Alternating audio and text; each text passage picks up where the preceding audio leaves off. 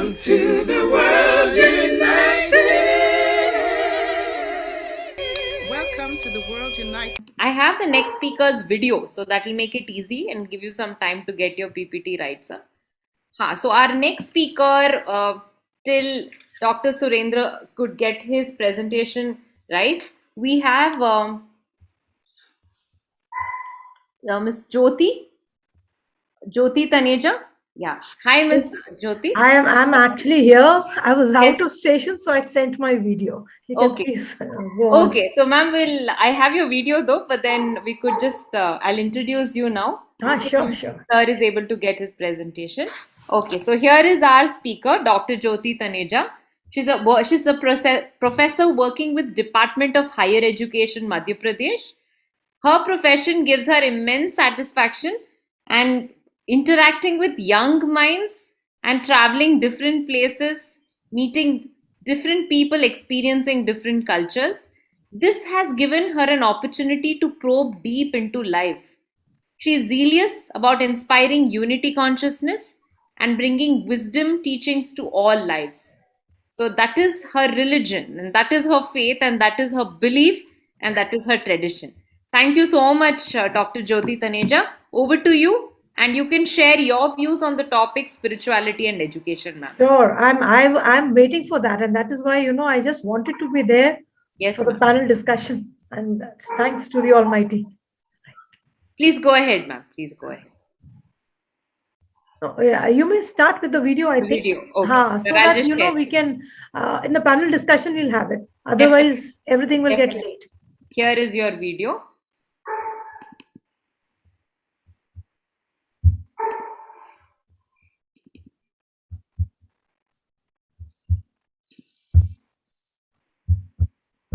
Is it visible? Are you able to listen to this? It's visible. Actually, I was just setting it. Now, yes, good day to all of you. Well, at the outset, I'm very thankful to Dr. Yugandhar and the World United team for giving me this opportunity to be on this platform today and share my views with you all.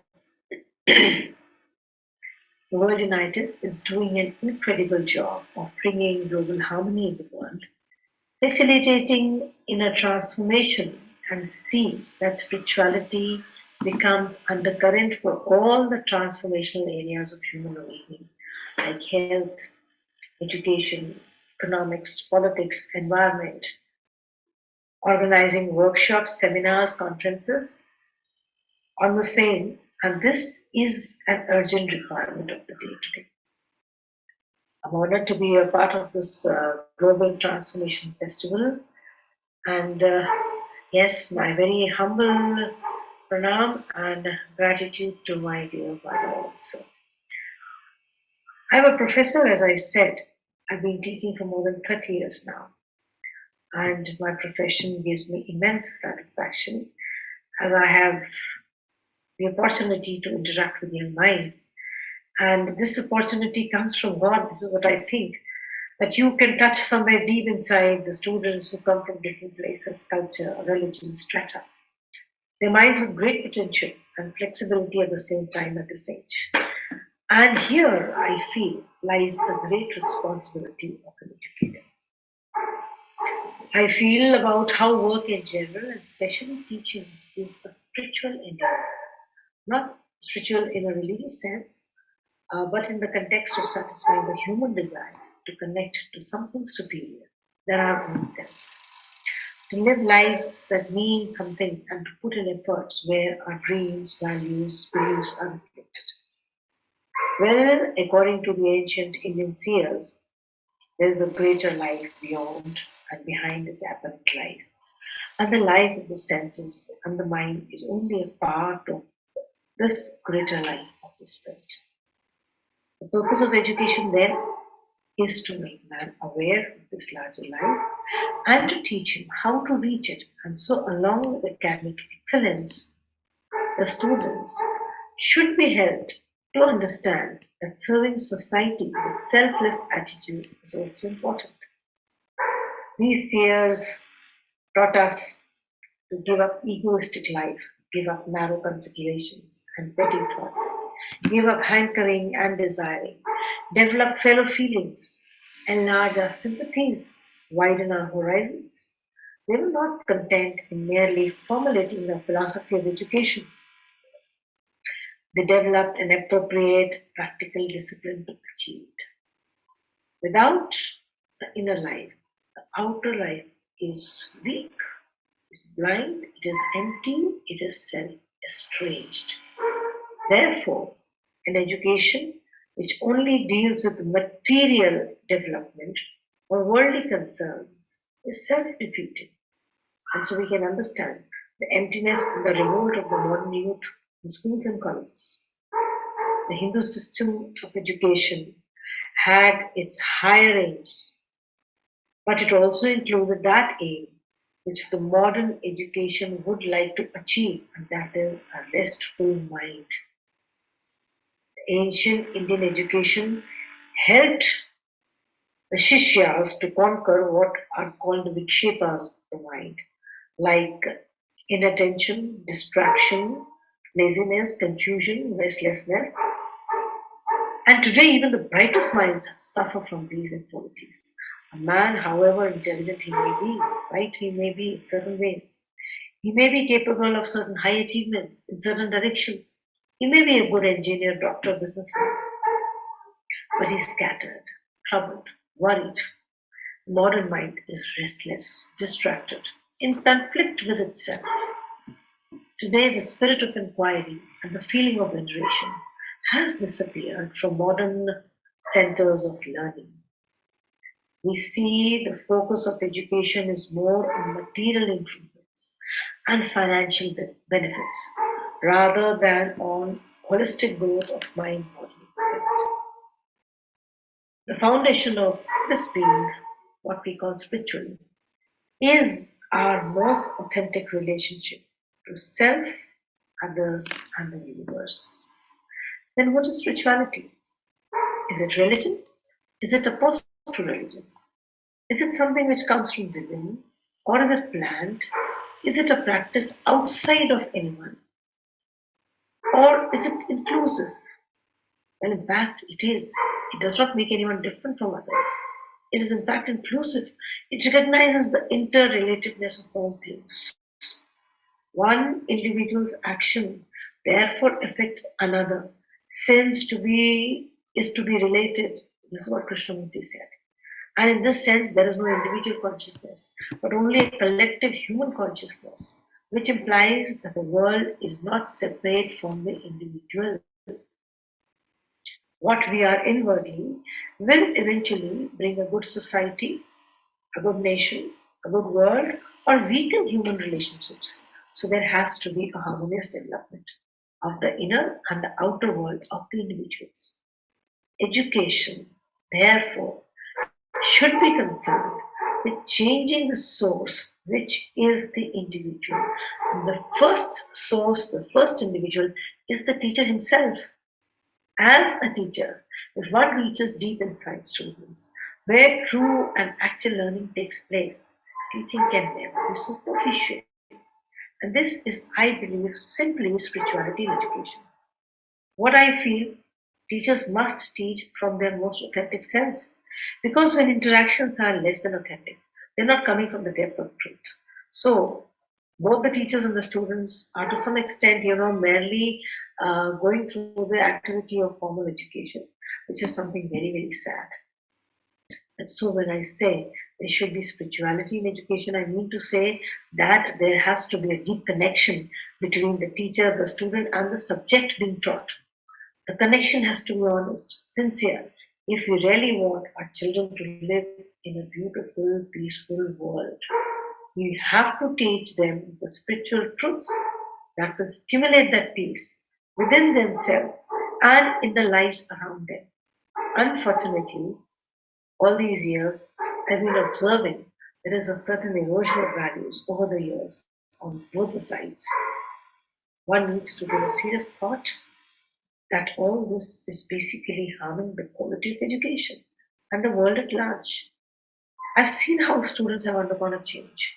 They have become street smart, a bit more selfish, self-centered, materialistic. But as educators, As gurus, as teachers, it is our duty to channelize this energy in the right direction, to give them a chance of feeling of self-worth, to teach them the difference between right and wrong. Because teachers have to be like a friend, philosopher, and a guide for the student. Our President Abdul Kalamji said that teaching is the noblest profession, which indeed it is. It is the parent of all professions. All professionals have received knowledge from a teacher. So real teachers are teaching everything, along with exams. They're preparing students to face life. Such a nourishment with a spiritual spark in the classroom will definitely flourish in the world of politics, medicine, engineering, or wherever our students go after graduation. This is my personal experience. India has traditionally given the position of supremacy to the Guru. Whether it was Eklavya, Arjun, or Vivekananda, they were ready to do anything for the Guru. They were revered and respected. The Guru or the teacher in our culture has always been seen as a sculptor who pours his personality and his beauty of heart and gives shape and form to the life of a student, which reflects the immortal message of the sculptor. The parents and the teacher worked in association in the earlier days for the betterment of the student and in turn for education. But the bond between the teacher and today's fast food generation is to gain instant results and satisfaction. None of them want to invest time in the relationship. Two main features of this relationship: one, surrender of the shishya, and second, intimacy with the Guru. So, real teaching can occur when the disciple has disciplined himself and is tuned to the wavelength of the Guru. Understanding the path of consciousness, awareness, some kind of holiness, or a search for meaning and significance of being human must take place from an early age in order to be able to see the birth of the new unified world. It is useless expecting a peaceful world without the awakening of that divine consciousness which lies within the individual. And I again say it starts from the teacher, because teaching is an exercise in self erasure. It is just the opposite of inflated ego. It is only when the self is erased, then can one begin to see his or her students realize what they are, who they are, and what they can be in future. As a teacher, we all know that one must inspire, motivate, encourage, educate learners, whatever their age or background. The attitude of the teacher should be genuine, caring, willingness to share the responsibility, a sincere sensitivity to the students' diversity, motivation to provide meaningful learning experiences for all students. We all know this. One very distinctive characteristic of a teacher-student relation today, or the guru-shishya relationship in the earlier days, indicates that its basis is and was a complete transformation of the shishya or the student by the guru. So this guru-shishya tradition has been the backbone of many generations in the past. The relationship was unconditional. We all today talk of holistic education, talk about our feelings, passion, deep connections with our subject, our students. But unfortunately, the last century, where we have seen science and technology advancing at an amazing speed, we have also seen the century as the most violent century known in human history. Therefore, the question is, where has this modern technologically advanced society gone wrong? Despite so many attempts at mass education, why has the advancement of knowledge not made people peaceful? It's because the moral growth of man has not matched the vast strides in other fields. If we want to build a new world and make it a safe place for future generations, we have to raise the individual's moral stature by forming an inclusive approach to education. We have to assist the students to take refuge in moral and spiritual academic consciousness. Instructed in this manner, the students will rise and proceed refreshed and encouraged. Our Vedic text, profound knowledge coming down from ancient India, provide thought-provoking insights into the sorry state of affairs. In the Vedic paradigm, knowledge is exalted for its transformational power. What you know is not considered important. How the knowledge is going to affect you is important. How you're going to use is important. In contrast, our modern education is flooding students with information, but no transformation. That is the trouble of the modern education system. Yes, syllabus has some sort of value education, but that value education is serving a cosmetic purpose. I'm really sorry to say that. It is unsuccessful in actually building the character of the students. Morality has to be founded on spirituality, otherwise, it will remain a mere lip service. And I believe that a great teacher who is also a great artist, and teaching is one of the greatest arts, and the medium is the human mind and the spirit. So the teacher can make or break the child. Must set an example by walking the talk. Simple things like valuing time, respecting every person, giving everyone a chance to express his or her views, being honest, sincere, etc., have to be practiced by the teachers first. That is the source. And this is spirituality in education. Unfortunately, modern day teachers do not have time for all this.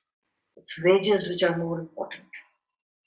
So, erosion of values in present day society is a matter of great concern for educationists and leaders from all over the world. And so, I reiterate, as a teacher, one has to reach deep inside students where true learning takes place. Teaching should never be superficial. This is spirituality in education, the connectedness. When one is teaching from the depth of truth, from the authentic self, the teachings go straight. If education is something, learning to see with new eyes, what is spirituality? It is practice of wholeness, awareness. It is rooting education in the practices of openness, attentiveness to experience and sensitivity. What is the relationship between myself and others? The teachers have to have some sort of connective capacity who can connect themselves to their students to each other, which is possible again when the teachers come with no self. Everything is connected in relationship, in union, and as educators, it is our responsibility to help them recognize this wholeness. Spirituality in education, this is the topic I've chosen, is basically compassion in the classroom, teaching students walk the middle path and not tend to extremes, train them to always live in the present, teach them to exert hard and do hard work to achieve the objectives as if everything depends on their effort, but at the same time, make them realize that all events are divinely designed. So when spirituality will be completely embraced by our education system, our students will not only make a living in this physical world, but also make living a success and experience every moment of life is new, every day as a day of uplift and blessing, and enjoy lasting peace. The purpose of education is not merely to pass examinations after learning a few facts or acquiring some skills, but to understand the complexity of life. It is important. The education should, in fact, awaken intelligence. and not simply reproduce programmed machines. It must bring out a more just and humane society in a world that is rapidly degenerating, which is possible with a radical change through human transformation. A holistic approach that does not seek to fragment human existence into personal and public, but points to a unified, connected world. This is spirituality in education, according to me. Very, very simple. Just being your own true self. That is it. And nothing more and nothing less. So that was a session from Dr. Jyoti. Dr. Jyoti, you're there? Samyukta, I think I crossed the limit of 15 minutes. I just saw that. Yes, that's okay, ma'am. Thank you so much for the lovely insights that you've shared. You put so many things together. And please stay here with us for the panel discussion. And I'd also like to share our token of appreciation to you from the entire team of Global Transformation Festival World United. Here we are, ma'am. I'll just share it.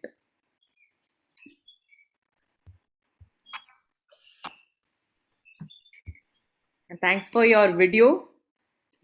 Thank you have so much. recorded it in the early hours, and thank you for your dedication, ma'am. Here you are. The World United Presence, Global Transformation Festival, the certificate for our speaker, Dr. Jyoti Taneja, for being an esteemed speaker in the Global Transformation Festival 2021. Thank you so much, ma'am. Thanks for your time. Thank you. Thank you.